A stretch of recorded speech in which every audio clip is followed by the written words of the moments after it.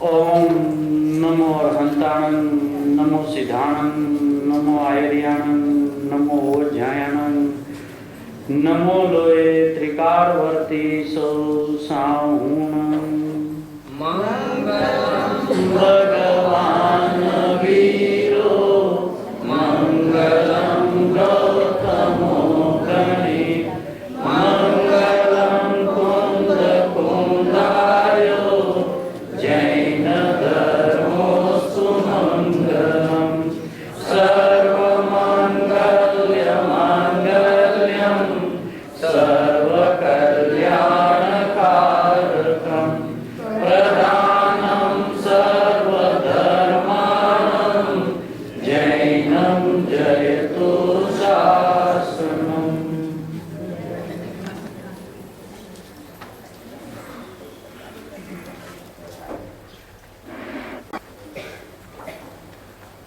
वस्तु स्वभाव से परिपूर्ण है, ऐसा वस्तु का एक अंश वो भी अपने स्वभाव से पूरा है, ऐसा द्रव्य स्वभाव का सबसे छोटा अंश कि जो केवल ज्ञानी सर्वज्ञ परमात्मा के ज्ञान में एक समय का सत सिर्फ एक समय की काल की अपेक्षा वाला नहीं है, वो सत है यानी परिपूर्ण है। ऐसा केवल ज्ञान के अंदर में सर्वज्ञ परमात्मा अपने स्वभाव को निहारते हुए अपना द्रव्य स्वभाव परिपूर्ण देख रहे हैं। अनंता गुण है वो परिपूर्ण देख रहे हैं, और समय समय की पर्याय जो है वो परिपूर्ण है ऐसा देख रहे हैं। ऐसे सर्वज्ञ परमात्मा के दिव्य ध्वनि में आई हुई ये मंगलमय देशना, जो भरत क्षेत्र से महाविद्य क्षेत्र में जाकर साक्षात सिमंदर परमात्मा की दिव्य ध्वनि सुनकर अपने आत्मा में और गहराई से मिलान करके भरत क्षेत्र पर जिन्होंने सर्वज्ञ परमात्मा के विरह को भुलाया है, ऐसे कलिकाल सर्वज्ञ कुन भगवान द्वारा विरचित प्रवचन सार जी यानी कि दिव्य ध्वनि का सार, उस प्रवचन सार में आचार्य भगवंत ने 99 नंबर की गाथा में उत्पाद व ध्रुव्यात्मक होने पर भी द्रव्य सत है ऐसा दर्शाते हैं। गाथा का क्रम भी 99 है,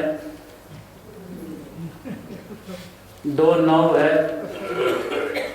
द्रव्य भी अपर है और पर्याय भी अपर है, द्रव्य भी भगवान है और पर्याय भी भगवान है, द्रव्य भी सत है और पर्याय भी सत है। ये तीनों काल में न फिरने वाली बात जिसको सत्य धर्म कहते हैं। ये सत्य धर्म क्या है कि वस्तु सत है वो सत्य है, और उसी वस्तु के अंतर में जितने भी धर्म हैं वो सारे के सारे सत है, वो सत्य है। वो सत्य का अर्थ किसी अपेक्षा से नहीं है, अपने स्वभाव से, अपने कारण वो परिपूर्ण है। आज तक अभिप्राय में उत्पाद वे ध्रुव युक्तम सत ऐसा समझकर उत्पाद वे रखते थे पर्याय में और ध्रुव लेते थे त्रिकाली को। यहाँ आचार्य भगवान कहते हैं कि उत्पाद व ध्रुव तीनों एक ही पर्याय में है। जब पदार्थ की बंधारण की बात आवे, पूरे वस्तु को जब सिद्ध करना हो, तब तो त्रिकाली ध्रुव है वो ध्रुव है, और पर्याय उत्पाद व्यय वाली है। ऐसा ध्रुव और उत्पाद व्यय मिलकर पूरी वस्तु है, तो वहां पे वस्तु की सिद्धि होती है। यहाँ पे एक ही परिणाम में तीन पना है। पर्याय में मात्र उत्पाद व्ययी है और उसमें ध्रुवपना है ही नहीं, ऐसा नहीं है। और ये इतनी गहरी बात इस काल के अंदर में जो कभी विचारधारा में भी नहीं आवे, और गुरुदेव श्री आचार्य भगवंत का हृदय को इस ढंग से खोलते हैं कि उत्पाद वे ध्रुव एक पर्याय का 3 नाम। सात पर्याय में ध्रुव बना,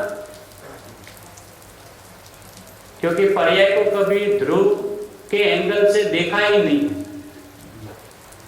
जब भी पढ़ते हैं, जब भी सुनते हैं, और जहां पे भी ध्रुव शब्द आया वो ये नहीं, वो यानी त्रिकाली ध्रुव है, उसका अनादर नहीं है, उसका अस्वीकार नहीं है, लेकिन पर्याय भी तो है ना। पर्याय का जो होना है वो ध्रुव नहीं है। पर्याय का जो होना है वो ध्रुव नहीं है, पर्याय जो है वो ध्रुव है। बराबर। हाँ, होना तो उत्पाद है। बराबर है वो ध्रुव। इसलिए निर्विकल्प दशा क्यों नहीं आती है? उसका एक कारण यह है कि पर्याय के स्वभाव में 2 बातें तो स्वीकृति में आगे की पर्याय है ही उत्पाद व्यय वाली, ठीक है। अब वो उत्पाद व्यय वाली दिखने के बाद वो ध्रुव दिख नहीं पा रही है, इसलिए विकल्प चल रहे हैं। और विकल्प में ऐसा चल रहा है कि ये उत्पाद व्यय वाली है और उत्पाद व्यय वाली को उस ध्रुव का आश्रय करना है। ऐसा है नहीं। वो ध्रुव के आश्रय से सम्यक दर्शन होता है, यानी कि कौन से ध्रुव के आश्रय से सम्यक दर्शन होता है, उसमें जो रहस्य पड़ा है वो गुरुदेव ने खोल दिया। इस प्रवचन में आज गुरुदेव ने त्रिकाली ध्रुव की यहाँ बात नहीं है, ऐसा कहकर ये परिणाम के ध्रुव की बात है। तो अधिकांश ऐसा है कि पर्याय में ध्रुवपना होता ही नहीं, क्योंकि पर्याय की परिभाषा ही ज्ञान में इतनी सीमित है कि पर्याय यानी उत्पाद व्यय वाली, पर्याय यानी क्षणिक, पर्याय यानी नाशवान, बस। तो उनको ऐसा लगता है कि हमें पर्याय के बारे में सारी चीज की पता चल गई। यदि पर्याय के बारे में सारी चीज पता चल गई होती तो निर्विकल्प क्यों नहीं हुआ? पर्याय का 2 धर्म तो ख्याल में आया, लेकिन पर्याय का स्वभाव ख्याल में नहीं आया, धर्म नहीं। पर्याय का स्वभाव अलग है, पर्याय के धर्म अलग है। उत्पाद व्यय होना वो पर्याय का धर्म है, और पर्याय स्वयं वस्तु होने से वो धर्मी है। बराबर।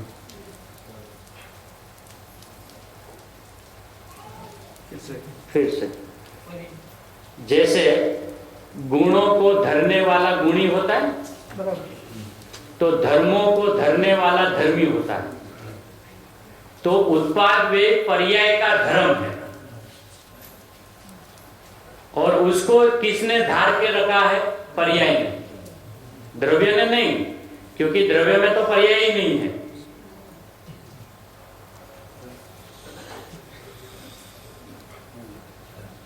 पर्याय स्वभाव के कारण ये सिर्फ पर्याय स्वभाव की बात चल रही। जैसे द्रव्य स्वभाव अपने स्वभाव में परिपूर्ण है, ऐसे पर्याय स्वभाव में हमें हर पल अपूर्णता दिखती है ना। पर्याय अपूर्ण है, पर्याय अपूर्ण है, क्यों? वो उत्पाद व्यय वाली, वो नाशवान है, वो क्षणिक है, भैया वो ध्रुव है। अच्छा, क्षणिकपना जो है पर्याय का, वो उसका धर्म है ना कि उसका दोष है? धर्म। अच्छा, वो उत्पाद रूप हो रही है, वो उसका विभाव है कि उसका स्वभाव है? तो पर्याय में क्या कमी है? पर्याय में कमी क्या है? पर्याय की कमी इतनी है कि हम उसको पर्याय देखते हैं, उस पर्याय को हम परिपूर्ण नहीं देखते। और दूसरी बात कि पर्याय जब ऐसा कहती है कि मैं ध्रुव हूं और उसी काल में उसको सम्यक दर्शन होता है, ऐसा क्यों होता है? यदि उसके पास अपना ध्रुवपना नहीं होता और वो द्रव्य का ध्रुवपना अपना मानती, तो ये वो दोष है जैसे शरीर को अपना मानना।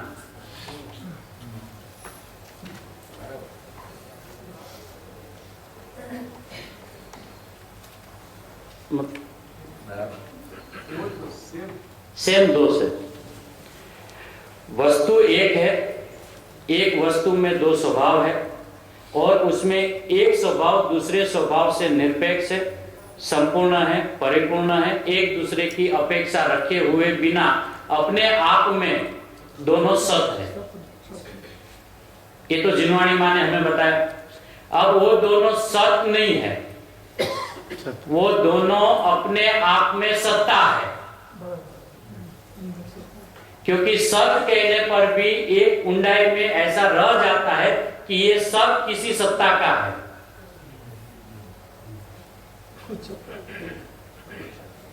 हाँ? खैर नहीं, जैसे हम बोलते पर्याय सत, द्रव्य सत, तो सत कोई सत्ता का होता है, ऐसा है। और जब दोनों को सत्ता दिखे तो किसी के नहीं है, अपने आप में ही परिपूर्ण है। तो जब पदार्थ की सिद्धि करनी हो तो पदार्थ के स्वभाव की जब बात चले तो द्रव्य सत और पर्याय सत, और पदार्थ जो है वो सत्ता है। पदार्थ सत्तावान है और उसके अंदर में दो सत,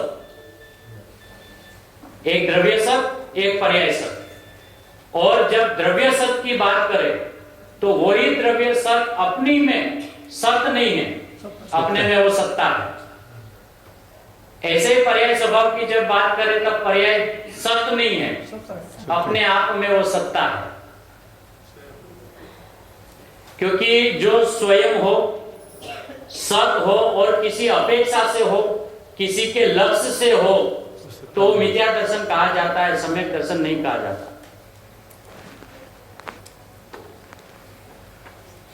है। अपेक्षा से नहीं है ही नहीं, स्वभाव सत निरपेक्ष। जब दोनों की बात करें तो परिपूर्ण है ना। दोनों में अंतरा क्या है कि ये त्रिकाल रहता है और ये एक समय रहता है, अंतरा इतना ही है। अब वो जो ये एक समय रहता है, ये इसका अपराध है, स्वभाव है ना। उसमें उत्पाद व्यय होता है, वो उसका दोष है, स्वभाव है। अब उस पर्याय को ऐसे देख देख के उसके प्रति घृणा हो गई। पर्याय को नहीं देखना, वो तो क्षणिक है, नाशवान है, अविनाशी है, उसको देखने से कुछ नहीं होगा, ध्रुव को देखो। लेकिन भैया ध्रुव तो उसमें आता ही नहीं ना, पर्याय उसमें जाती ही नहीं ना, पर्याय में वो त्रिकाली ध्रुव आता ही नहीं ना, और वो आया नहीं और पर्याय ने मैं ध्रुव हूं ऐसा कहा, तो गलत मान पर सम्यक दर्शन हुआ।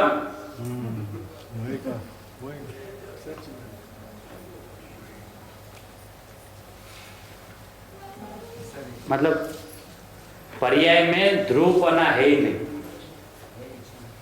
वो तो एक समय की है ना। अब वो एक समय वाली बोलती है मैं तो त्रिकाली हूं, मैं तो अविनश्वर हूं, मैं तो शुद्ध हूं, मैं तो परम पारिणामिक हूं, तो झूठ बोलती है ना। और झूठ बोल के सम्यक दर्शन हुआ है?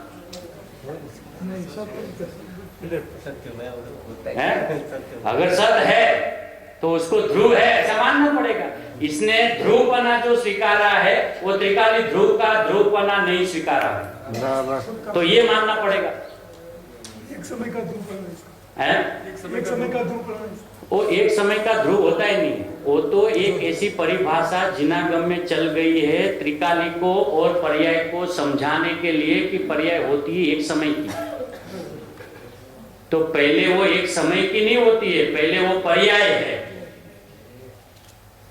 अब जो है वो कितने काल की है ऐसा, तब एक समय है। हमारा पूरा अभ्यास उल्टा हो रहा है, एक समय की पर्याय, एक समय की पर्याय, एक समय की पर्याय, ऐसा नहीं पढ़ना। पर्याय एक समय द्रव्य है, गुण है और पर्याय है, एक समय की नहीं है। पहले तो वो है, फिर जब द्रव्य की बात करें कि द्रव्य त्रिकाली है, पहले से द्रव्य त्रिकाली द्रव्य नहीं होता है, द्रव्य त्रिकाल होता है।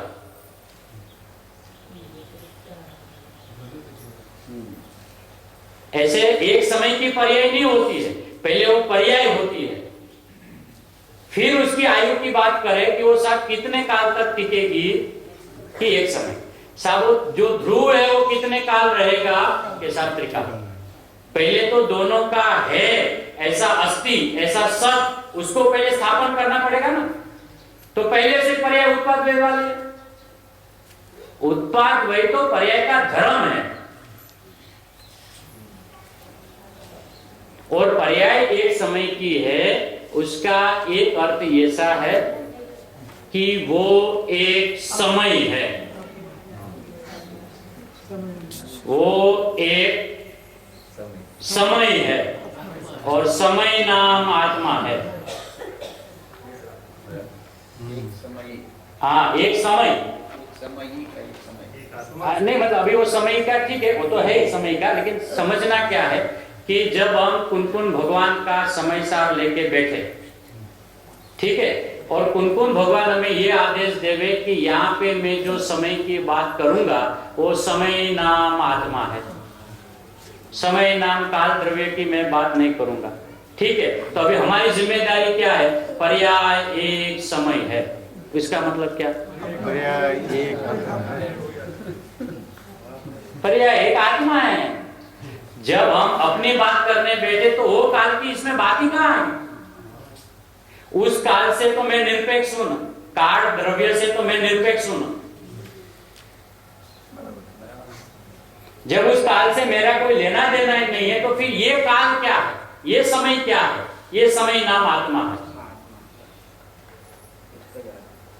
इसलिए द्रव्य सत, गुण सत, पर्याय सत, द्रव्य आत्मा, गुण आत्मा, पर्याय आत्मा, फिर तीन आत्मा नहीं, मैं आत्मा।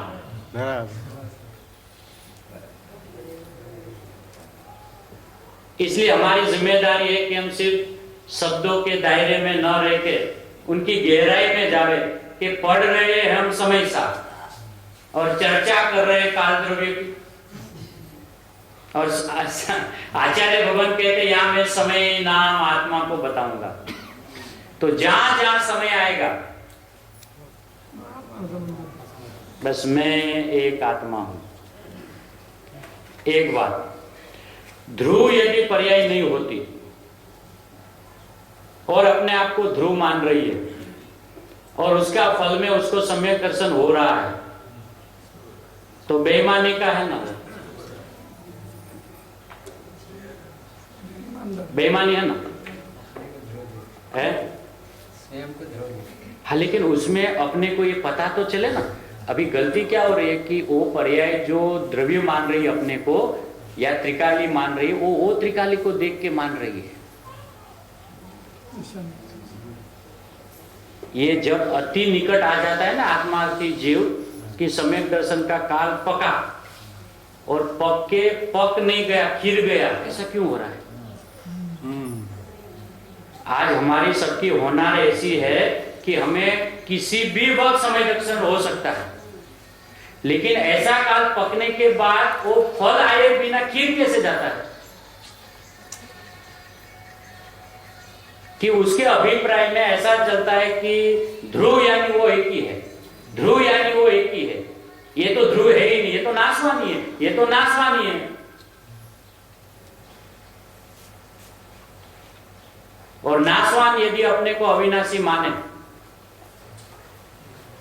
तो ये तो वो वाली श्रद्धा है जैसे मैं शरीर नहीं हूं और शरीर मान रहा हूं।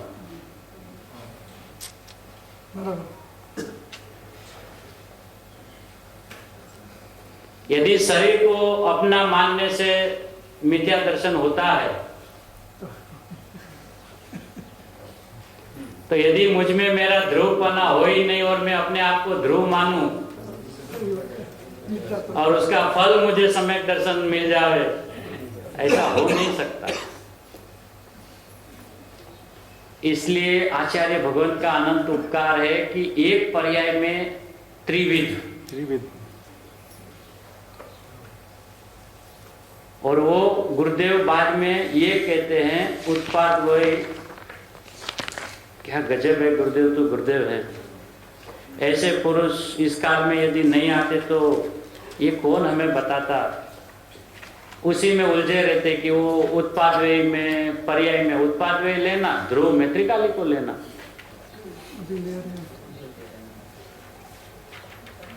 और सम्यक दर्शन की जगह पे पल पल पर्याय में मिथ्या दर्शन चालू है। क्यों चालू है? कि उस पर्याय को जब तक ऐसा नहीं पता चलता है कि मेरे में मेरा ही ध्रुवपना पड़ा है, ऐसा उसके ख्याल में नहीं आ रहा है और उसके ख्याल में मात्र उसका एक ही धर्म ख्याल में आ रहा है, उत्पाद व्यय वाला, इसलिए वो निर्विकल्प नहीं हो पाती। उसको अंदर में ऐसा अभिप्राय बन गया है कि इसमें भले काम हो, काम भले पर्याय में हो, लेकिन काम तो द्रव्य को देखने से होगा। वो ऐसा गुना खाता है, काम पर्याय में होगा लेकिन पर्याय में काम द्रव्य को देखने से होगा। ऐसा द्रव्य को देखने से नहीं, मैं ही द्रव्य हूं, ऐसा देखने से काम होगा। और अभ्यासी क्या करता है, पर्याय तो है लेकिन पर्याय का उधर लक्ष्य कराओ, उस वो पूरा दिन उसका लक्ष्य का पुरुषार्थ निष्फल गया ना, और वो लक्ष्य में आया नहीं और राग द्वेष कसाई फट पड़े। इसलिए आज तक जितने भी राग द्वेष हुए हैं सब आत्मा के आश्रय से हुआ है। आत्मा के आश्रय से ही राग द्वेष होता है, पर के आश्रय से राग द्वेष होता ही नहीं है। एकदम स्पष्ट है, क्योंकि बात बात पे ये बताया जाता है कि पर के निमित्त से हुए राग द्वेष। ये आता है ना जिनवाणी में, पर के निमित्त से हुए। तो निमित्त का अर्थ क्या? जिसने नहीं करवाया वो निमित्त। अब जब उसने करवाया ही नहीं तो साहब ये मेरे में कैसे हुए? जगह जगह पे लिखा है कि आत्मा के आश्रय से राग द्वेष होता है, लेकिन वो पढ़ने की उसकी दृष्टि नहीं है। पर के निमित्त से होने वाले राग आदि। अब इसका अर्थ क्या? जिसके कारण से राग द्वेष नहीं हो रहा है, सीधा अर्थ है। अब आत्मा के आश्रय से कैसे राग द्वेष होता है, यह भी नक्की तो करना पड़ेगा कि अनंत काल गया, हमने अपने आप को देखने के प्रयत्न में अनंत काल निकाला। किस लिए? कि मेरे में मैं देख लूं मुझको, और वो जब नहीं दिखा तो आकुल व्याकुल हो उठा ना। वो आकुलता का नाम राग द्वेष है ना।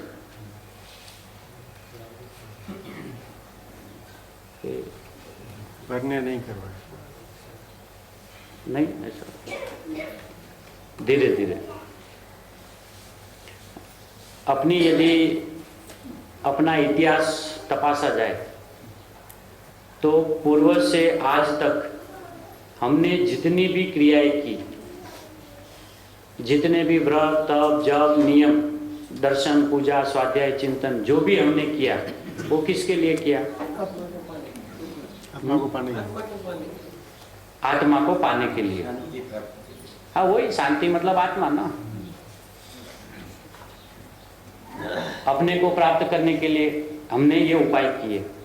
और जब मैं ये नहीं समझ पाया कि जिसको मैं प्राप्त करने निकला हूं वो स्वयं ही मैं हूं,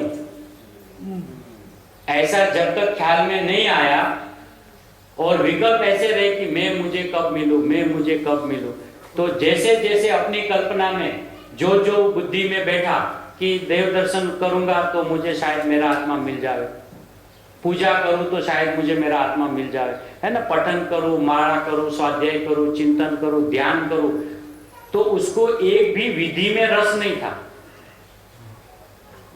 दर्शन के काल में भी उसको दर्शन में रस नहीं था कि यदि भगवान का दर्शन करते करते मेरा भगवान मिल जाए, भावना तो यही थी ना।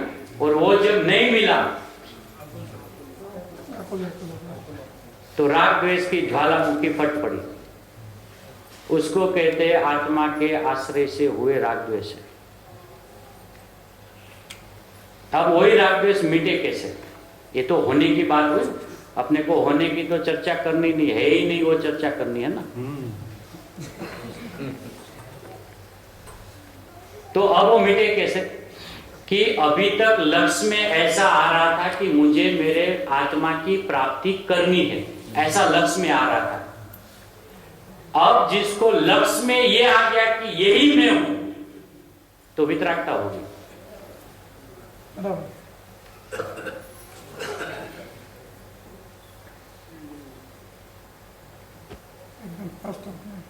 इसका मतलब आत्मा को प्राप्त करना वो मिथ्यात्व है। हाँ, नहीं आत्मा हूँ वो सम्यक दर्शन है। आत्मा को प्राप्त करना है वो मिथ्यात्व है, और मैं ही आत्मा हूं वो सम्यक दर्शन है।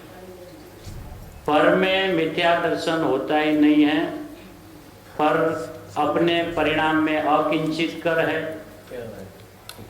इसलिए पर की कथाएं बंद कर जाए, जितनी जल्दी बंद कर दी जाए अपने लाभ में है। और अपने में ही अपना दोष देखकर उसी समय उसको टाला जाए, वो पुरुषार्थ है।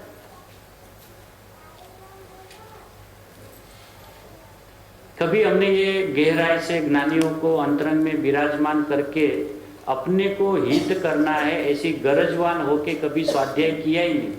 गाथा पे गाथा, ये गाथा, वो गाथा, ये गाथा, वो गाथा, विषय विषय विषय विषय विषय, ज्ञान को इतना विषय दे दिया कि वो निर्विषय है ऐसा वो भूल गया।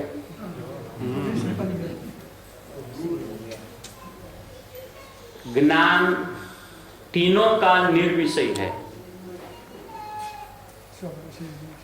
तीनों का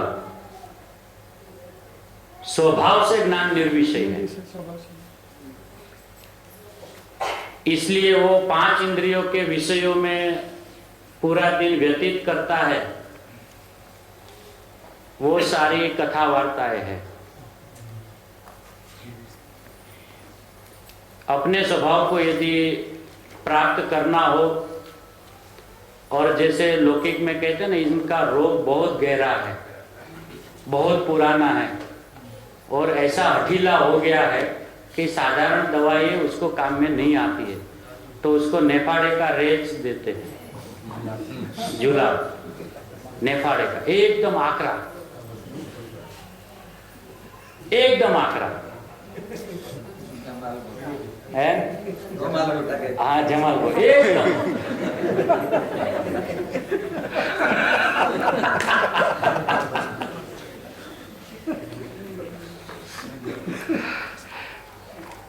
एक ही बार लेना है और शादी अनंत काल तक।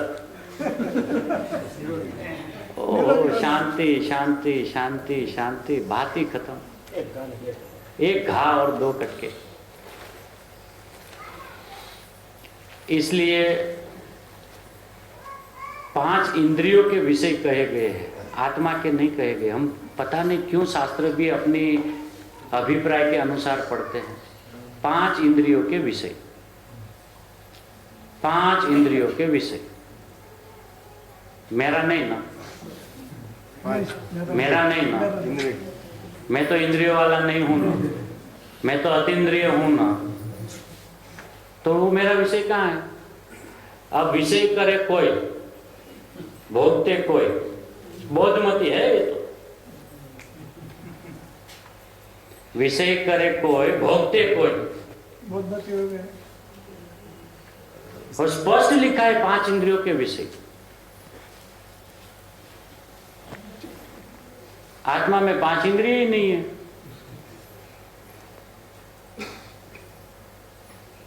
और अपनी जो 5 इंद्रियां है वो मति से लेके केवल ज्ञान है, क्योंकि ज्ञान शरीरी आत्मा, कल गुरुदेव ने कहा ज्ञान शरीरी आत्मा है। तो ज्ञान शरीर की यदि 5 इंद्रिय है तो मति से लेके केवल ज्ञान, और वो 5 इंद्रियों का एक ही विषय है, मैं ही में, मैं ही में, मैं ही में, मैं ही में, मैं ही में, वो निर्विषय है।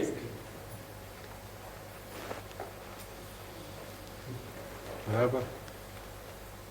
ज्ञान में विषय बनाने की कोई व्यवस्था है ही नहीं। ज्ञान स्वभाव से निर्विषय है। अभेद। अतीन्द्रिय ज्ञान बोलते हैं। है? अतीन्द्रिय ज्ञान।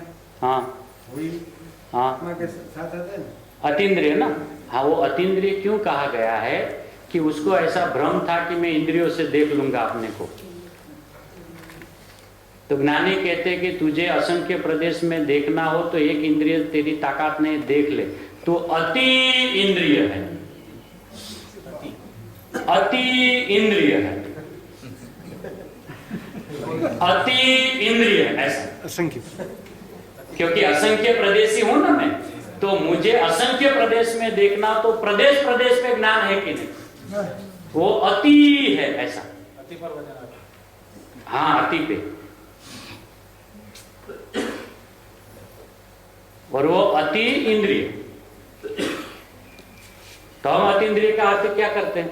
जिसमें इंद्रिय नहीं है। हमेशा नास्तिक की आदत है, हमेशा नास्तिक की आदत है। अति इंद्रिय ज्ञान किसे कहते हैं? जिसमें इंद्रिय ज्ञान नहीं होता। इंद्रिय ज्ञान तो ऐसे ही नहीं होता है, अज्ञानी को भी नहीं होता है, क्योंकि उसके पास इंद्रिय ही नहीं है। क्या ज्ञान खाक करेगा उससे? वो इंद्रिय ज्ञान का अर्थ ऐसा है, ज्ञान जिसकी इंद्रिय है। इंद्रिय ज्ञान है ना, उसको शब्द ऐसा है, उसको पढ़ना कैसे? ज्ञान जिसकी इंद्रिय है, जिससे अपना जानना देखने का व्यापार चल रहा है, वो इंद्रिय ज्ञान यानी ज्ञान इंद्रिय। और वो जो ज्ञान है जिससे हम जानना देखना कर रहे हैं, वो अतीन्द्रिय है।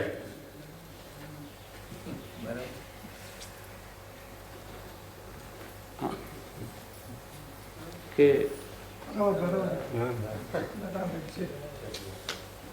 एक तरफ से शरीर आत्मा को भिन्न कहना, और वही आत्मा 5 इंद्रियों के विषयों से अपना व्यापार करे, चेतन जड़ पर झुक जाए, क्या गजब है। सिद्ध परमात्मा के सामने खड़े रहकर कहे कि हे परमात्मा, जैसे आप हो वैसा मैं हूं। मतलब उस काल में भी वो सिद्ध परमात्मा को भी सशरीरी देख रहा है ना।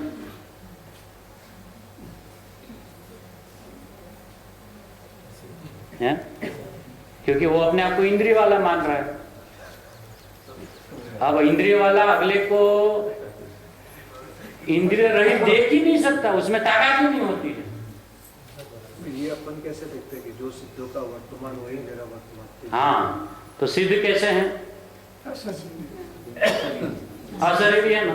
स्वभाव की अपेक्षा नहीं, स्वभाव की नहीं, वो अपेक्षा का है स्वभाव में। वही मेरा वर्तमान। वो तो एक मिलान की बात है, उसको थोड़ी पढ़ना है, उसको सीधा अनुभव करना है। लिखान में तो क्या ऐसा ही आएगा ना, जैसा वो परमात्मा वैसा मैं परमात्मा हूं, तो उसका अपना परमात्मा पढ़ा वहां पढ़ा है। वो तो एक मिलान की, अपना जो भरोसा नहीं आ रहा है तो उसको भरोसा देते, भैया तो अभी शरीर संयोग में होने के काल में तो अशरीरी है। तो पहला प्रश्न उठता है उनको कि सब साफ जगत में ऐसे कोई अशरीरी जीव है, ये पहले आप बताओ। तो उनको देख के मैं भी अपने आप को अशरीरी मान लूंगा। तो बताया रोल मॉडल अपना सिद्ध परमात्मा, ये देख ले।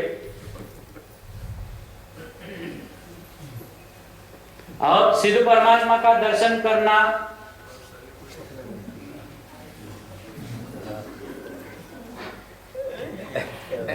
इसलिए वो क्या आपने क्या बताया, कौन सा रेस?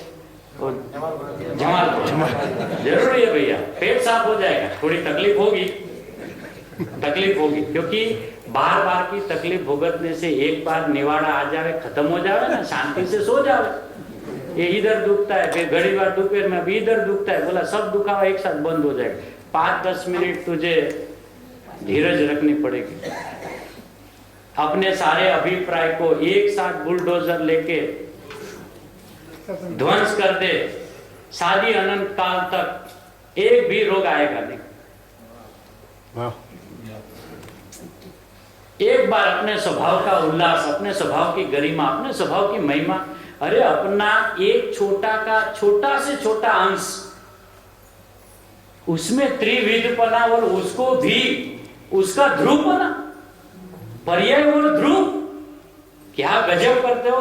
तब सर्वज्ञ परमात्मा के सामने अपना सर झुक जाता है, प्रभु आपका केवल ज्ञान, ओ हो कोई अलौकिक दिव्य ज्ञान है। एक अंश में आप 3 पन्ना देख सकते हो, और आपके बताए हुए दिव्य ध्वनि में से हमने तो ऐसा निकाला, ये उत्पाद वे वाला है, वो ध्रुव है। तो सत्य धर्म का लाभ कैसे होगा? सत्य को या असत देख रहे हैं। तो पहले जैसे द्रव्य है, तो गुरुदेव कहा जैसे ध्रुव को किसी की अपेक्षा नहीं है, वो अपने स्वभाव से सत है। वही अंदर में अनंता गुण है, वो गुण भी किसी की अपेक्षा वाला नहीं है, अपने आप में सत है, परिपूर्ण है। अब बारी किसकी आई? अब पर्याय के बारे में हम इतना पक्षपात क्यों करते हैं? द्रव्य गुण, हाँ वो तो सब बराबर है, पर्याय में तो कमी है कि नहीं? पर्याय में तो कमी है कि नहीं? क्या कमी है पर्याय में? क्या वो अभी जानने का काम नहीं कर रही है?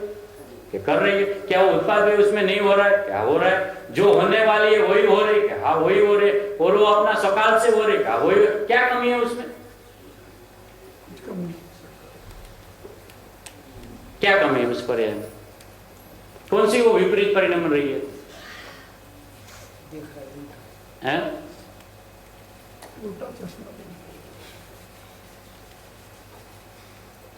क्या है उसमें? उल्टापन क्या है ही नहीं ना, चश्मा पहना है ही नहीं वो। गुरुदेव कहते पहला પછી થાય એટલે શું? 25वीं वाली पहले हो जाए और पहली वाली 25वें के नंबर में, उसका मतलब क्या? आगी पाछी होती है, उसका मतलब क्या? तो क्या क्वेश्चन होता है ना गुरुदेव को, तब जाके अंतर में संशोधन होता है कि क्या ये मतलब क्या? पर्याय क्रमबद्ध नहीं है, इसका मतलब क्या है? और अपने काल में जब वो पर्याय होने वाली ही होती है, उसी को ध्रुव कहते हैं। होने वाली जो हुई वही उसका ध्रुवपना है। मतलब उसने कोई ऐसा अनंत पुरुषार्थ कर लिया और सम्यक दर्शन नहीं होने वाला था, ऐसा सम्यक दर्शन को उसने प्राप्त कर लिया, ऐसा है ही नहीं। मिथ्या दर्शन होना तो नहीं था, लेकिन इनके ऊंधाई की वजह से मिथ्या दर्शन हो रहा है, ऐसा है ही नहीं।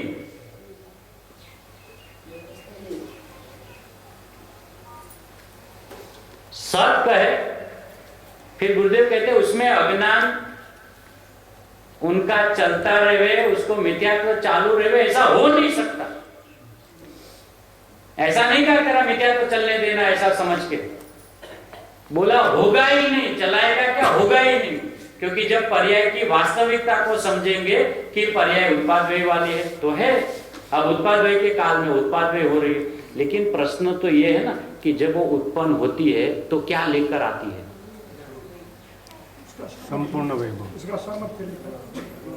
पर्याय प्रकट हुई तो बाहर आई ना, बाहर आई तो कुछ लेके आई है ना, कि खाली आई है? हाँ, अपने को लेके आई साथ में। अब वो ज्ञान की पर्याय का स्वभाव क्या था? जानना है, तो साथ में अपना जानना लेके आई है ना, कि मिथ्या तो लेके आई है? जानना लेके आई है ना, तो वो तो जानना तो स्वभाव, तो स्वभाव में मिथ्या तो कहां से आया?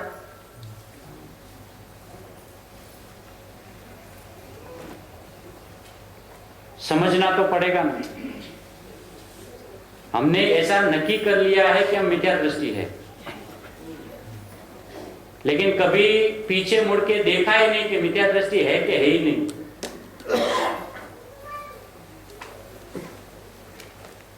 एक एक समय का पर्याय सत सत सत सत सत। तो गुरुदेव ऐसा कहते हैं कि उसको पर्याय को भी उत्पाद वे से देखना वो व्यवहार है। पर्याय को उत्पाद वे से देखना अशुद्धता है।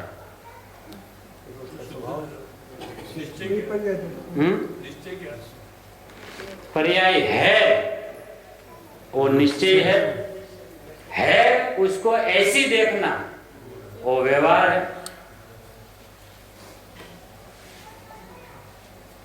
और अशुद्धता उसकी ये है कि वो जो उसका स्वभाव है वही उसको सुहाया नहीं,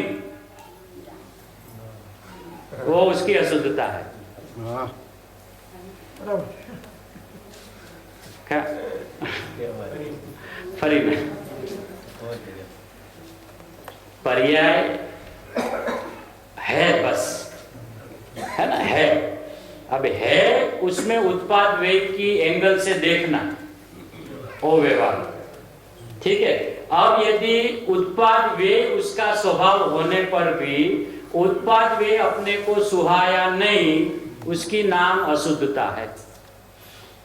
अभी सुहाया का गुजराती सुहाया मतलब रुचा नहीं, झचा नहीं, ऐसा उत्पाद वे हो गया, अरे रे पर ये उत्पाद वे वाले उत्पाद ऐसा करके उनके प्रति घृणा होती है ना। और जब जिनवाणी को लेकर बैठते हैं गद्दी पे, पर यह एक समय की सत है, उत्पाद वेग वाली है, ये उनका स्वभाव है, बहुत बढ़िया। यहां से नीचे उतरे, अरे देखो ना उत्पाद वेग वाली है, मतलब नहीं सुहाई ना, नहीं रुचि, नहीं जची, उसका स्वभाव नहीं रुचा। तो शुद्ध को शुद्ध नहीं देखा, उसका नाम अशुद्धता है। राग द्वेष अशुद्ध नहीं है, राग द्वेष अशुद्ध है ही नहीं। राग को राग के स्वभाव से देखो तो वो शुद्ध है, राग को वितरागता के स्वभाव से देखो तो वो अशुद्ध है।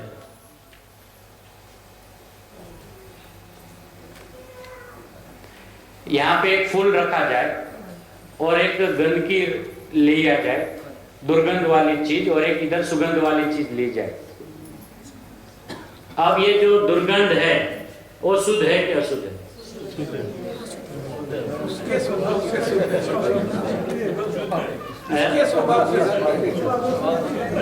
अब वो किसी अपेक्षा से शुद्ध है कि अपने स्वभाव से? अब यहाँ इसको रखा जाए सुगंध को, और फिर अभी इसको रखा जाए, तो ये अपने स्वभाव से शुद्ध, ये अपने स्वभाव से शुद्ध, पहले दोनों शुद्ध, फिर इनकी प्रधानता से यदि कहा जाए तो ये अशुद्ध है। बाद में अपेक्षा, पहले दोनों स्वभाव। और राग को वितरागता को देखकर अशुद्ध कहा है। लाभ नहीं समझा तो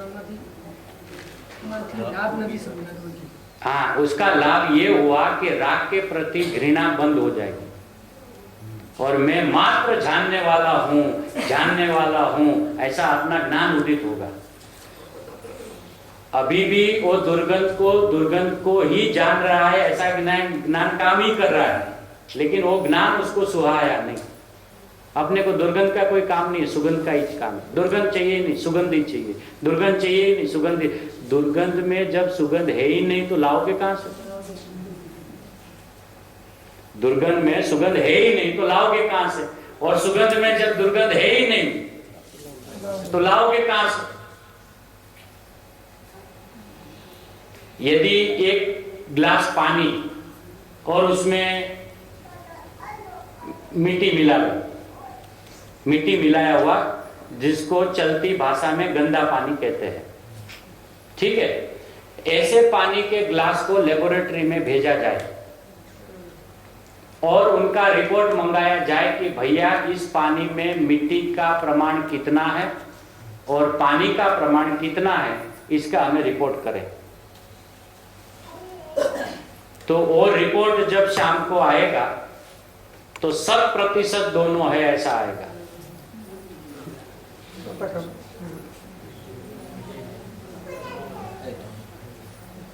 दोनों 100% है ऐसा आएगा।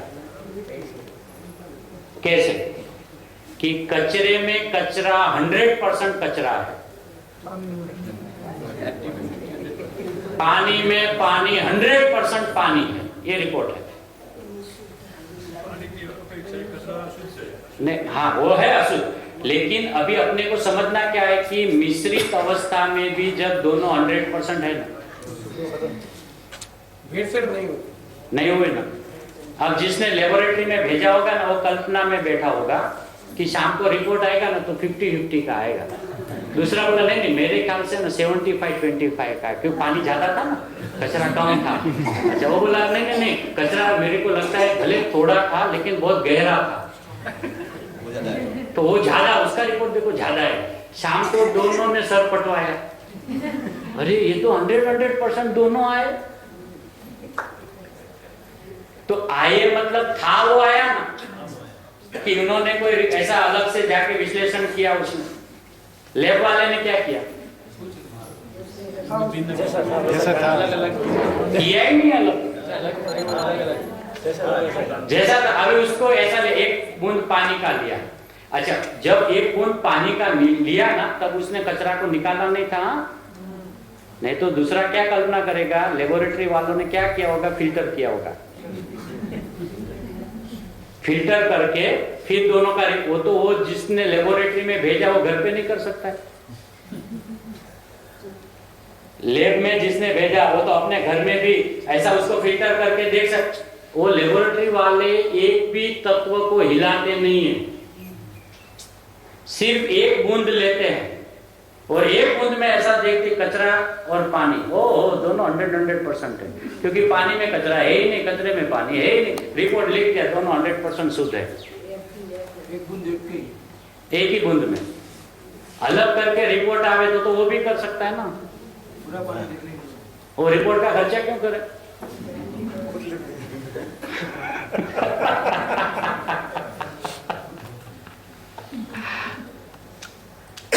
हमने राग के प्रति बहुत द्वेष किया है, यहाँ बहुत किया है। राग के अस्तित्व को जगत में नहीं रहने का ऐसा अपना अधिकार जमा लिया है। जहां मैं रहूं वहां वो रहना ही नहीं चाहिए, जहां मैं रहूं वो रहना ही नहीं चाहिए। भैया तुम्हें क्या तकलीफ है? सूरज के काल में भी अंधेरा होता है, पता है? सूरज में नहीं होता है, लेकिन जहां जहां सूरज होता है ना उसी समय अंधेरा वहीं होता है, क्योंकि दो विरुद्ध स्वभाव को एक साथ रहने में कोई आपत्ति नहीं है। एक सूरज की किरण में प्रकाश और अंधकार नहीं रह सकता अंधकार में प्रकाश नहीं है, अंधकार में प्रकाश नहीं है ना। अभी दोपहर की 12 बजे है ना, एकदम सर पे सूरज है और अपन जा रहे हैं, तो वो जो परछाई गिरती है वो कैसी होती है? परछाई होती है वो के काली है ना एकदम, मतलब बराबर एक्सपीरियंस है ना, काली के ऐसा नहीं है ना काली। यदि सूरज के अधिकार में होता तो एक भी अंधेरे को रहने देता? सूरज बोले मुझे अंधकार से क्या लेना देना है, वो भी जगत का एक तत्व है, उनके स्वभाव से वो रहे तो रहे। हाँ मेरे में यदि आप कहो कि मेरे में प्रकाश भी रहे और मेरे में अंधकार भी रहे, ये नहीं हो सकता। और हम भी लौकिक में भी बोलते हैं दिया तले अंधारा, जहां दिया चल रहा है वहीं अंधेरा, और फिर भी मना कर रहे कि दिए में अंधेरा होता है। अरे भैया नीचे ही देखना अंधेरा है। तो जिन्मा क्या कहती है कि दो परस्पर विरुद्ध शक्तियों को एक साथ जगत में रहने में कोई आपत्ति नहीं है। एक ही तत्व में दो विरुद्ध शक्तियों को रहना, असंभव। एक ही काल में सम्यक दर्शन हो और उसी काल में मिथ्या दर्शन भी हो नहीं हो सकता है। लेकिन एक काल में वितरागता हो और वो एक काल में राग हो तो दोनों में कोई आपत्ति नहीं है।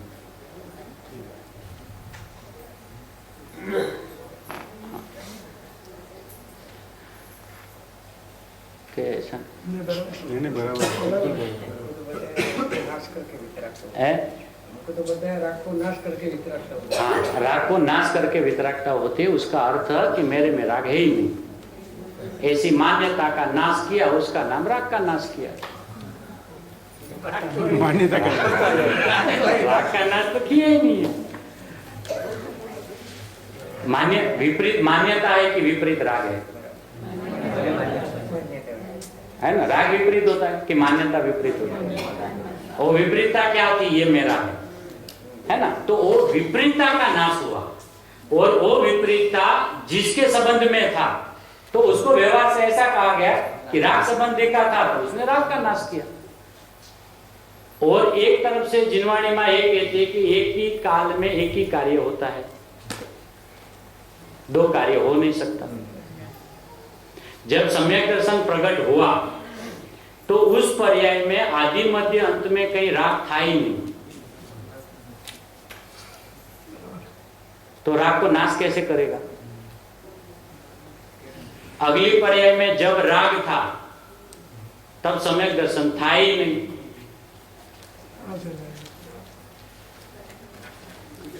है? राग जब सम्यक दर्शन हुआ, प्रकट हुआ, तो वो पर्याय सीधा मैं परमात्मा हूं ऐसे परिणाम जाते ना, तो वही पर्याय में राग तो था ही नहीं, तो नाश कैसे किया उसने? उसने खाली क्या स्वीकारा कि मैं परमात्मा हूं। तो एक काल में एक स्वीकृति होती है ना कि दो दो होती है? एक हुई ना, और कार्य भी एक ही हुआ। तो जहां उस पर्याय में राग था ही नहीं तो नाश कैसे करेगा?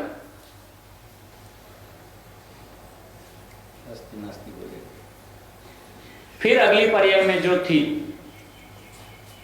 उसका बाहर आके कथन मात्र से यह कहा जाएगा,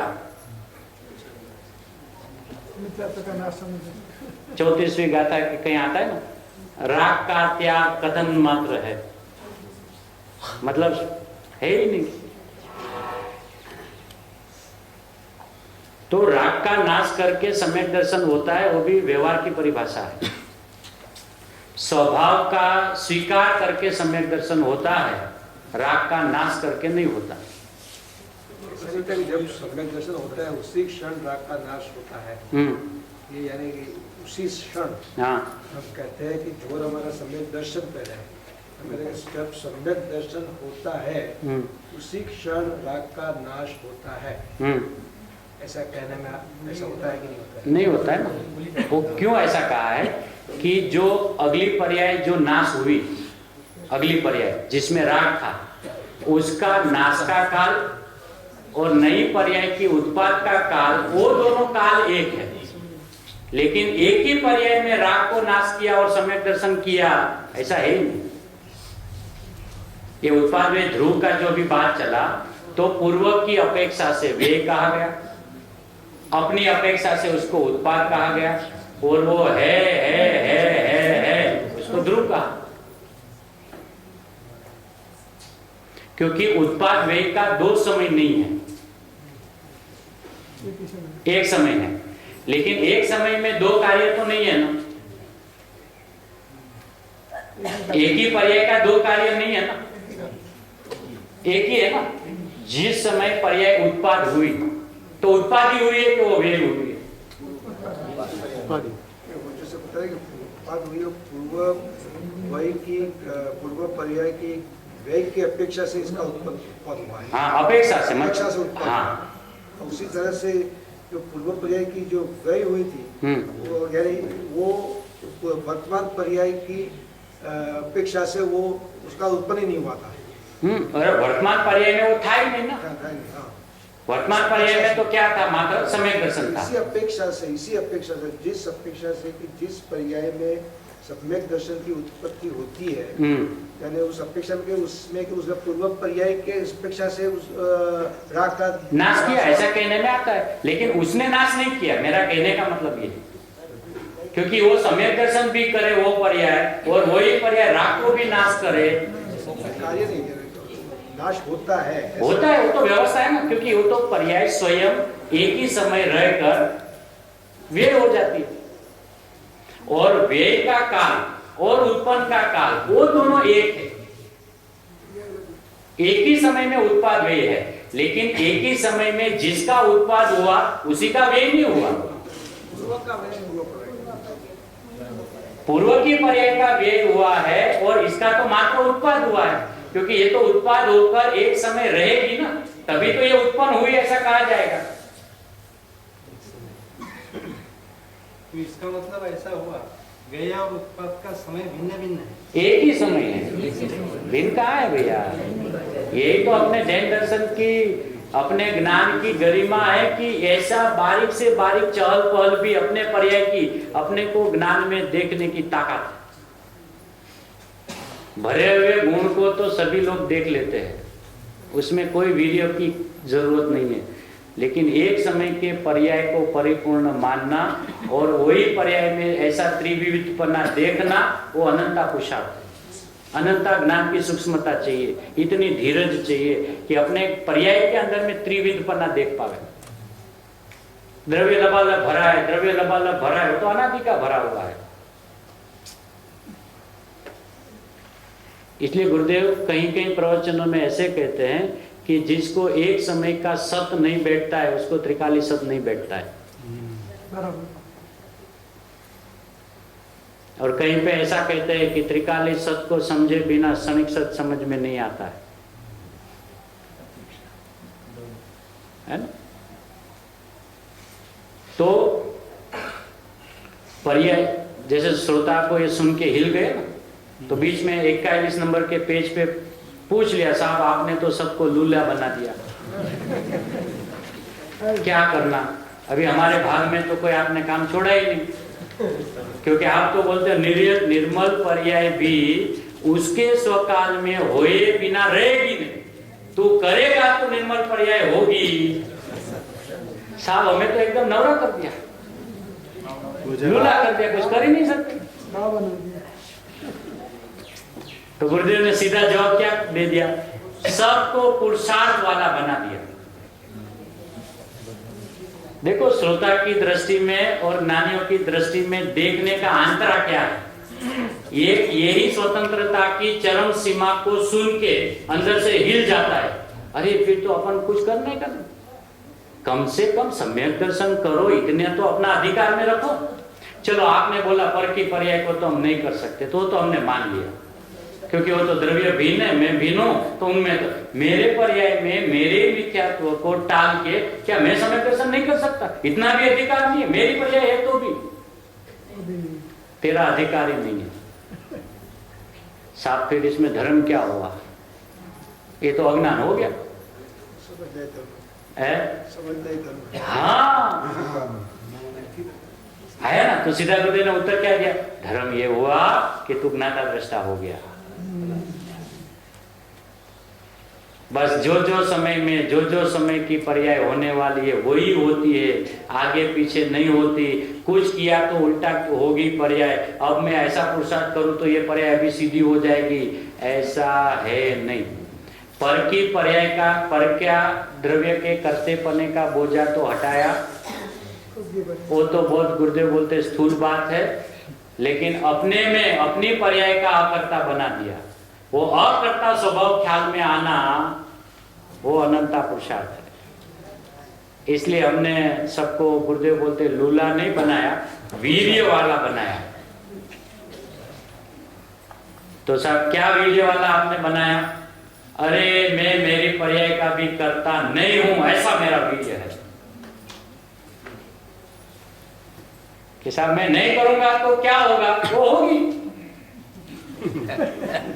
सब मैं जब नहीं करूंगा तो क्या होगा? वो होगी। सब जब वो होगी तो मुझे क्या करना है? नाता जानना जानना जानना जानना जानना जानना जानना। साहब ये जानना क्या होता है? यही तो धर्म है। साहब ये धर्म है? नहीं तो ये धर्मी है।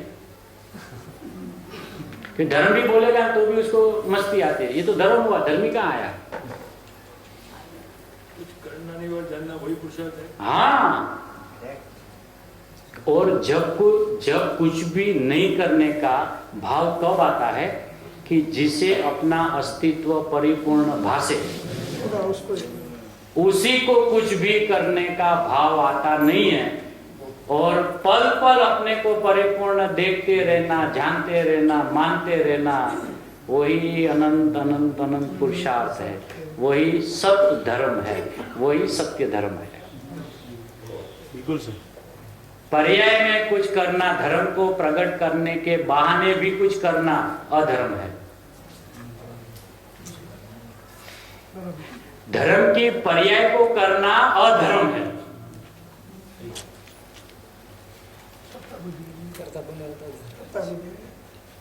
क्योंकि धर्म की पर्याय के काल में धर्म की पर्याय होए बिना रहेगी नहीं। उसको मैं करूं तो होगी, वो अधर्म है। इसलिए गुरुदेव ने 320 की गाथा याद करके कहा, भले जाने, पर एमा वो बात बहुत इंपॉर्टेंट है। एक 5 मिनट में पैराग्राफ पूरा, 41 नंबर के पेज पे आखिर का पैराग्राफ। समय सार 320 की गाथा में आया ना भाई, सर्व विशुद्ध अधिकार क्रम नियमित सिद्ध करता ત્યાં તો મોક્ષની પર્યાય અને નિર્જરાની પર્યાયને પણ જાણે છે એમ કહ્યું। तो गुरुदेव को वो बात नहीं बतानी है। और श्रोता कुछ बोल रहे थे, इसमें लिखा नहीं है, लेकिन उस वक्त यदि ध्यान से सुने तो श्रोता कुछ बोल रहा था ऐसा, नहीं ऐसा नहीं। गुरुदेव बोले वो बात नहीं, हो तो मुझे भी पता है, वो मुझे नहीं कहना, ऐसा बोले गुरुदेव। अब देखो उस गुरुदेव को क्या कहे, गुरुदेव के एम कहू, ये जब गुरुदेव ने ऐसा कहा ना एम कहू, तो गुरुदेव बहुत ढीले हो गए थे। एम कहू, एमा उसमें आता है ना, जानेज कर्मोदय निर्जरा बंद मोक्ष ने है जाने, तो गुरुदेव के जाने एम कहू, એટલે मतलब कि गुरुदेव को वो जाने, वो भी उससे आगे कुछ और बताना है। वो उसको जाने, ऐसा वो जानने वाला नहीं है, ये गुरुदेव को बताना। देखो गुरुदेव वो स्पष्ट किया, भले जाने, देखो कितनी उदासीनता से क्या कहते हैं, भले जाने छे, भले जाने छे, पण एम। अभी गुरुदेव जरा जोर से बोलते, पण ए पर्याय पण ते काळे थवानी हती ने।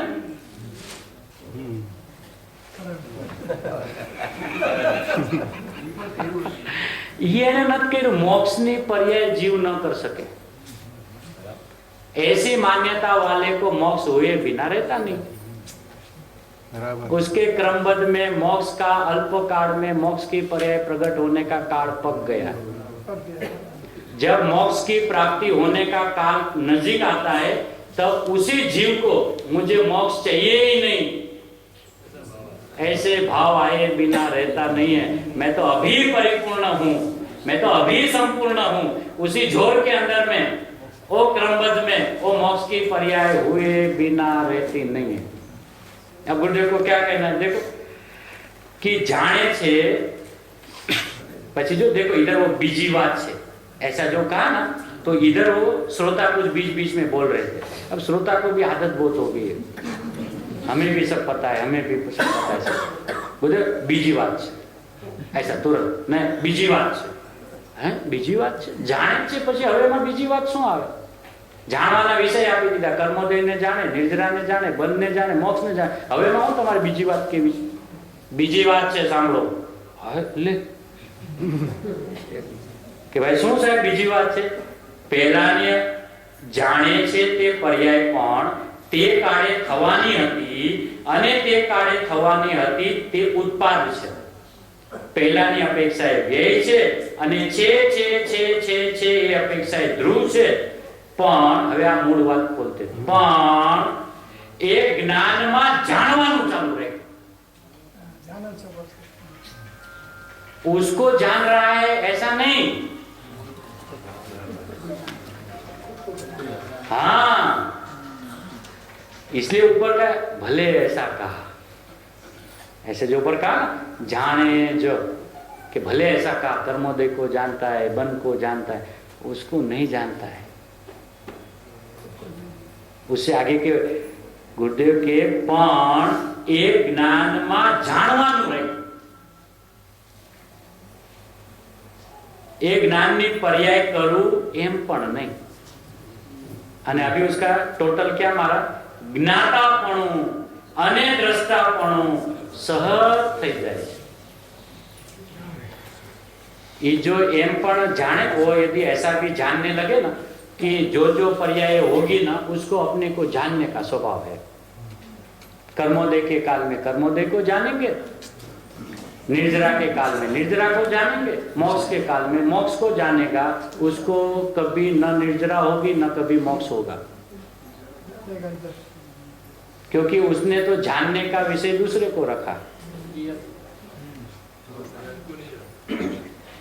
क्योंकि उसने जानने का विषय जो प्रकट होगा उसका रखा ना, और जो प्रकट है उसका नहीं रखा ना। इसलिए गुरुदेव को वो बात यहाँ खुलनी है कि ये ज्ञान में जानवानु रहे, विषय नहीं रखा, ऐसा गुरुदेव कहते हैं। फिर भले बोले गाथा में ऐसा कहा है, इसलिए गुरुदेव धीरे से एम कह્યું, भले जाने से भले जाने केवाय जाने से केवाय, पण गुरुदेव को वो भी मंजूर नहीं है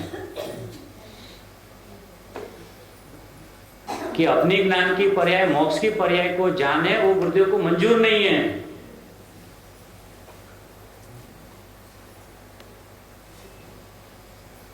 એ જ્ઞાનમાં જાણવાનું રાખ્યું, એ જ્ઞાનની पर्याय કરું એમ પણ નહીં।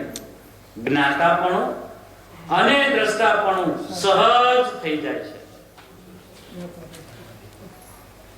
ઓહો, આવી વસ્તુની સ્થિતિ છે। ભગવાન ત્રણ લોકના નાથે દિવ્ય ધ્વનિ દ્વારા આ કહ્યું, એ સંતોએ આ શાસ્ત્ર રચીને સમજાવ્યું। अपने स्वभाव को देख देख कर न्याय निकालते हैं और एक बार भी नहीं कहते कि ये मैंने नया न्याय निकाला। सीधा सर्वज्ञ परमात्मा को सौंप देते हैं। प्रभु आपने यदि ऐसा नहीं बताया होता, तो गुरुदेव अभी तो सर्वज्ञ है नहीं ना, यहाँ तो ऐसा स्पष्ट लिखा नहीं है ना, आपने कहाँ से निकाला? अपने सर्वज्ञपना को देखकर निकाला है। लेकिन ज्ञानियों की यही विशालता, यही विनम्रता है कि वो कभी अपने को आगे नहीं करते। गुरुदेव हमेशा कुन भगवान के ऊपर डाल देते, आचार्यों पे डाल देते। आचार्यों के पास जाओ, हमारा कुछ है ही नहीं, सर्वज्ञ परमात्मा का है। ठीक है, हम वहां जाते हैं, सर्वज्ञ साहब को पूछा, साहब आपका है? हमारा है ही नहीं, ये तो अनादि की वस्तु स्थिति है, स्वरूप ही ऐसा है। मतलब उस वस्तु में हमने कुछ भी नया किया, ऐसा तीनों में से एक भी जिम्मेदारी लेने को राजी नहीं। सब बोझा रहे, अपना कुछ है ही नहीं भैया, जो है उनका है। वो अभी वैसे छोटा भी तो बड़े को ही मान देगा ना, तो बड़ा उससे बड़े वाले को मान दे। अब सबसे बड़े के पास जाओ तो अभी वो तो ऐसा बोलेगा ना, मेरे अलावा और कौन है? तो सीधा वस्तु व्यवस्था ऐसी है ना, वस्तु ऐसी है ना।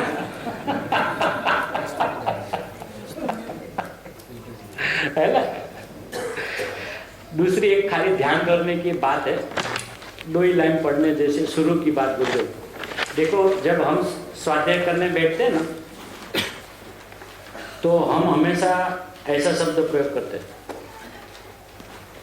देखो, अभी हम आपको समझा देते हैं।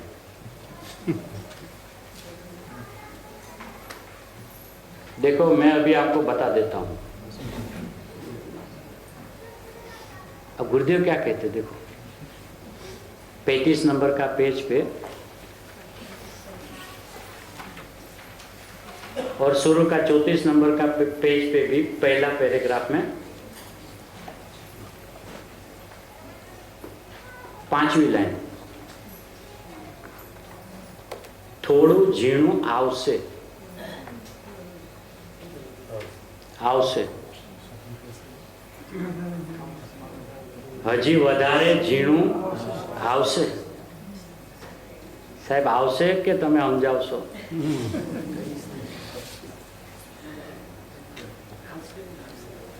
स्वाध्याय का तरीका बदलना पड़ेगा। ये वो पुरुष है कि जिनकी निसरा में लाखों करोड़ों पंडितें तैयार हुए, लेकिन 45 साल में कभी भी किसी भी व्यक्ति ने गुरुदेव को पंडित कहकर नहीं बुलाया। पंडितों के पंडित होने पर भी जिनकी फैक्ट्रियों में पंडितें तैयार हुए, उन्होंने अपने आप को कभी कांजी पंडित, पंडित श्री कांजी मुनि,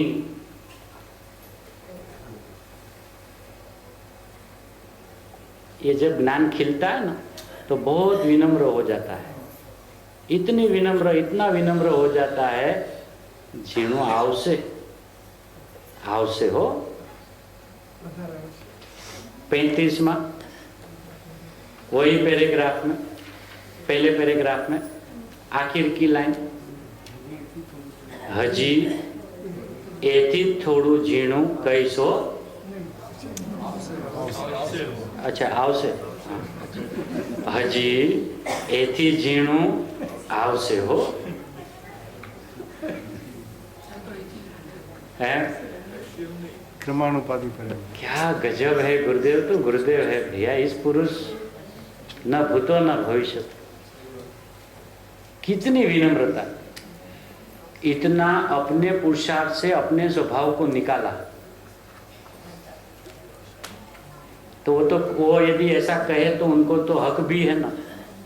यदि गुरुदेव इतना पुरुषार्थ के बाद इतनी बात यदि स्पष्ट करे और यदि वो जाहिर में कहे, चलो देखो मैं तुम्हें समझाता हूँ, द्रव्य गुण पर्याय तो तुमने समझ लिए, अभी हम पर्याय को स्वतंत्रता का तुमको समझा, तो हक है ना उनको तो, क्योंकि उन्होंने पूरी जिनवाणी माँ को समझने का हमें विधि विधान बताया, तो वो कह सकते हैं।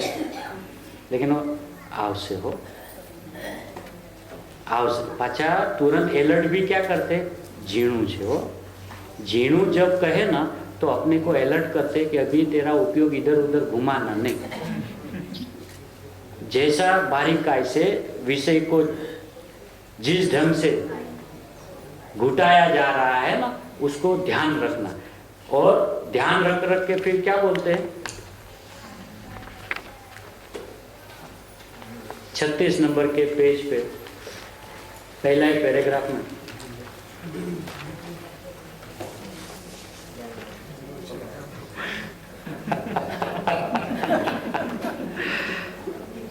छत्तीस नंबर के पेज पे पहले पैराग्राफ में, हवे जरी झीणू छे, ध्यान रखो पकड़ा से हो। वो ध्यान रखो पकड़ा से भी कितने वात्सल्य भाव से, कितना करुणा भाव। ध्यान राखજો પકડાય એવું છો। ઝીણું છે એટલે એમ ન સમજતા કે આ તો બધું ઝીણું ઝીણું કે છે, આપણે હવે આમથી આમ જોયા કરો। ઝીણું છે એટલે પકડાય એવું છે, है ना। ઝીણું છે, ध्यान રાખજો પકડાશે। એવી सर्वज्ञ परमात्मा के हृदय को गणधर परमात्मा ने अपने ज्ञान में धर के इस श्रृंखला के परंपरा में जितने आचार्य हुए, सभी ने एक ही बात बताई, सत्ता से मैं परिपूर्ण हूँ, मैं स्वभाव से सत्य हूँ, यही अपना सत्य धर्म है।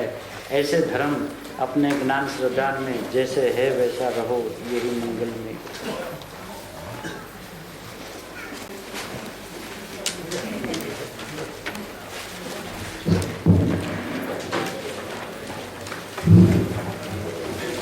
जब जिनवाणी से उसके पहले एक दो बात कहनी है कि जब हमने इस पर्यूषण पर्व का आयोजन किया करने की सोच रहे थे और श्री यतीश भाई से और पंडित राजेंद्र जी से बात कर रहे थे, तो ये एक हमारी सोच थी कि इस पर्यूषण पर्व में हम पूज्य गुरुदेव जी के ही प्रवचन और उसी के आधार पर विद्वान को विनती करेंगे उसी प्रवचन का खुलासा करें।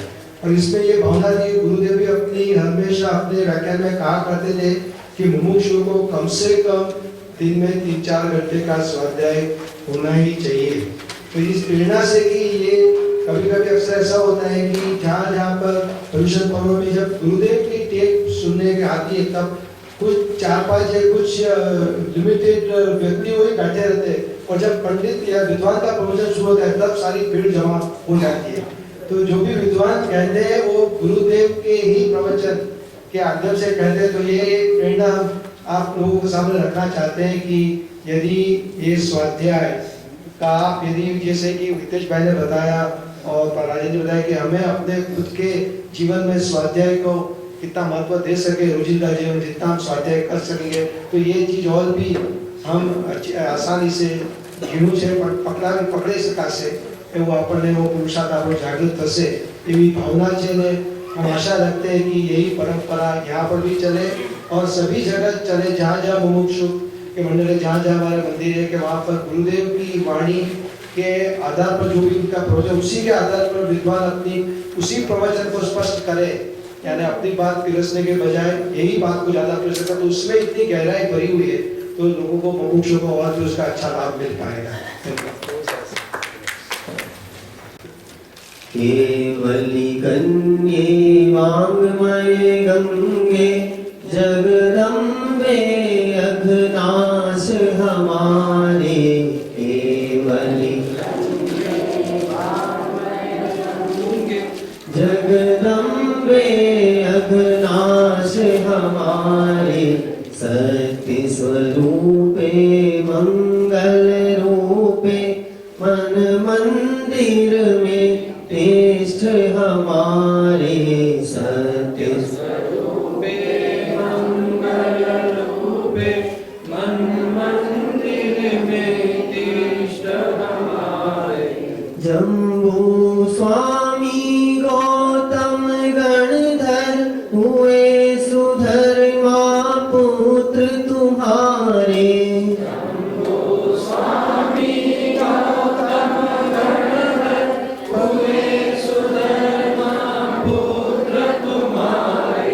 जगते स्वयं पार हो करके दे उपदेश बहुत जन तारे, जगते स्वयं पार करके दे उपदेश बहुत जन तारे। कुंद कुंद अकलंक देव अरु विद्यानंदी आदि मुनि सारे, कुंद कुंद अकलंक देव अरु विद्यानंदी आदि मुनि सारे।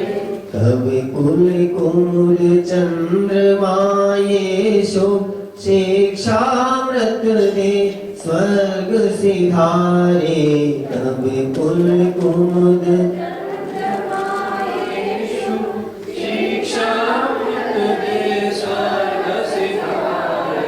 तूने उत्तम तत्व प्रकाशे जग के भ्रम सब क्षय कर डारे, तूने उत्तम तत्व प्रकाशे जग के भ्रम सब क्षय कर डारे। तेरी ज्योति निरख लज्जावश रवि शशि छिपते नित्य विचारे, तेरी ज्योति निरख लज्जावश रवि शशि छिपते नित्य विचारे। भव भय पीड़ित व्यथित चित्त जन जब जो आए शरण तिहारे, भव भय पीड़ित व्यथित चित्त जन जब जो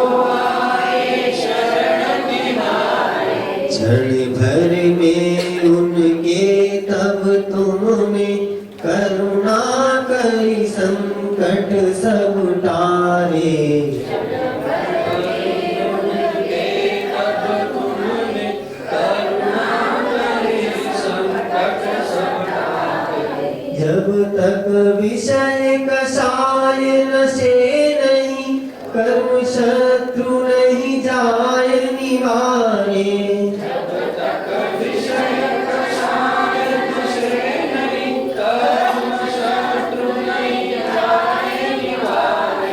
तब तक ज्ञानानंद रहूनित, सब जीवों में समता धारे। तब तक ज्ञानानंद रहे नित, सब जीवन में समता धारे। केवल कन्ये वाङ्मय गंगे, जगदम्बे अघनाश हमारे। सत्य स्वरूपे मंगल रूपे, मन मंदिर में देश हमारे। लोभर लोभर